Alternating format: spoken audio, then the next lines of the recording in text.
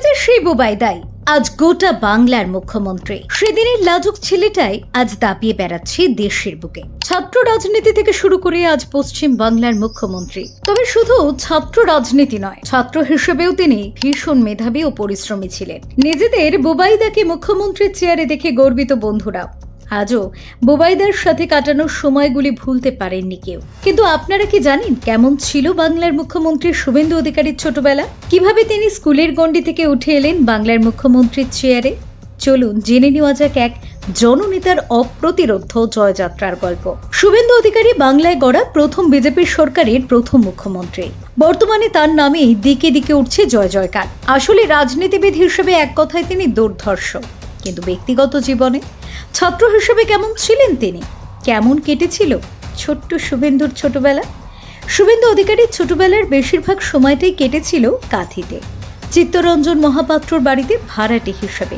কারণ বাবা শিশির অধিকারী এগরার আদি বাসস্থান ছেড়ে এই বাড়িতে এসেই ভাড়া ছিলেন।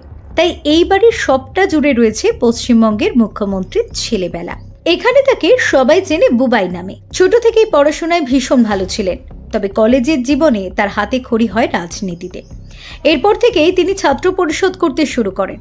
সে সময় কাঁথি কলেজে এসএফআই এর সঙ্গে ছাত্র পরিষদের রীতিমতো টক্কর, কারণ রাজ্যে তখন পুরো দমে চলছে বাম শাসন। তার এক সহপাঠী জানিয়েছেন, শুভেন্দু পরপর দুবার কলেজে জিএসও হয়েছিলেন, তবে তিনি বেশ লাজুক প্রকৃতির ছিলেন। এরপর থেকে শুরু হয় রাজনীতির ময়দানে লড়াই, আর সেই দীর্ঘ পথ পেরিয়ে আজ তিনি বাংলার বিজেপি সরকারের প্রথম মুখ্যমন্ত্রী। বলা ভালো, 2009 লোকসভা ভোটে তমলুকে লক্ষণ শেঠকে হারিয়ে প্রথমবার সাংসদ হন শুভেন্দু। এর আগে 2006 সালে কাঁথি পৌরসভা চেয়ারম্যান পদে বাবার জায়গায় বসেছিলেন তিনি। 2014 সালে লোকসভা ভোটে ফের তমলুক কেন্দ্রে জেতেন এবং 2016 সালে বিধানসভা ভোটে নন্দীগ্রাম কেন্দ্র থেকে জয়ী হন শুভেন্দু। 2020 একেবারে শেষ লগ্নে অমিত শাহর হাত ধরে বিজেপিতে যোগদান করেন মেদিনীপুরের ভূমিপুত্র।